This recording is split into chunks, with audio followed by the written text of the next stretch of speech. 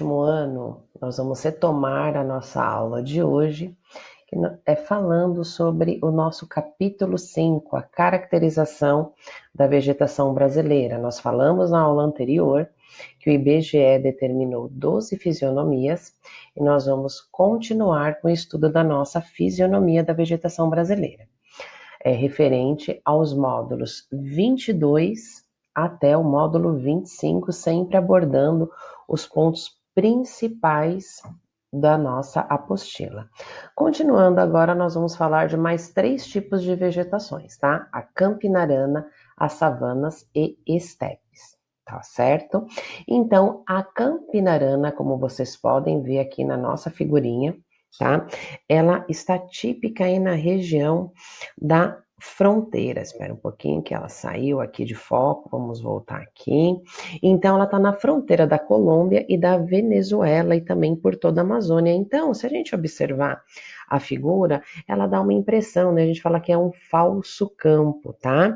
Então, ela tem os caules mais finos, então ela não tem aqueles troncos, né, suntuosos, e ele não tem um crescimento expressivo, né? O que significa isso? Ela não consegue atingir grandes altitudes. Tá? Então, essa é a caracterização das campinaranas. Quando a gente fala das savanas, elas estão localizadas em áreas de transição, então ela pode até ser classificada como um bosque. Só que se vocês observarem bem essa figura, vocês vão ver que também não é uma vegetação de beleza, né? Ela não é bela. Por quê? Devido ao solo, né? Então, o solo ele tem um alto teor de alumínio, ele é um solo ácido, portanto, não é um solo nutritivo para um bom desenvolvimento dos vegetais, diferente da nossa floresta amazônica, tá certo? Então, aqui, a gente voltando aqui um pouquinho, então nós estamos falando das savanas. As savanas, elas também têm subdivisões, tá? Então, ó, temos a savana florestada, tá certo? A savana arborizada e a savana parque. A gente observando aqui as figuras, porque mais uma vez retomando, devido à extensão do nosso território, vão acontecer as subclassificações. E a savana gramíneo lenhosa, tá? Então é importante a gente saber né, das savanas, é que elas não têm aquele grande desenvolvimento. Então sempre vocês têm que focar na característica principal da classificação. Aí nós vamos agora para a caatinga, tá? Então a caatinga, uma das espécies mais conhecidas é o mandacaru. A caatinga, pessoal, ela caracteriza uma região, tanto que ela até é um bioma brasileiro, tá? A caatinga. Então, aquela vegetação bem seca, aquela vegetação bem árida, tá? Típica da caatinga. Nós não temos ali uma incidência de chuva, tá certo? Nós temos os estepes, que eles têm uma figura muito famosa, aí são os pampas, né, os Campos do Sul.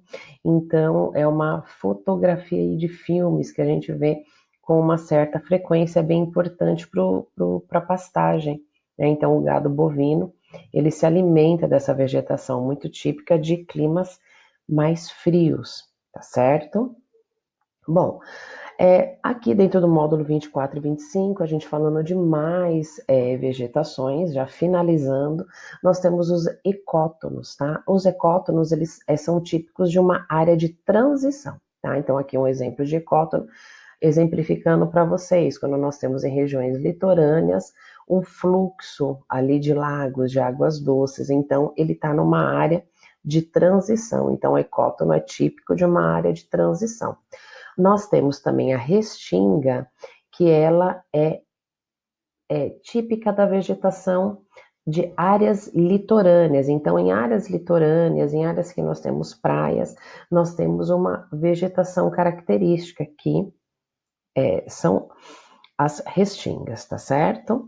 Os manguezais, eles são bem interessantes aí no sentido de ecossistema, eles têm muita matéria orgânica, então o solo ele é bem rico dessa região, tá? Então os manguezais também, a gente fala que eles são os berçários naturais. Só para fazer uma observação, perceba que as raízes deles são aéreas, né? Então não são subterrâneas. Essa é uma observação importante que a gente faz dos manguezais. Vou deixar para vocês os exercícios referentes a esse módulo, pessoal. Grande beijo e até a próxima!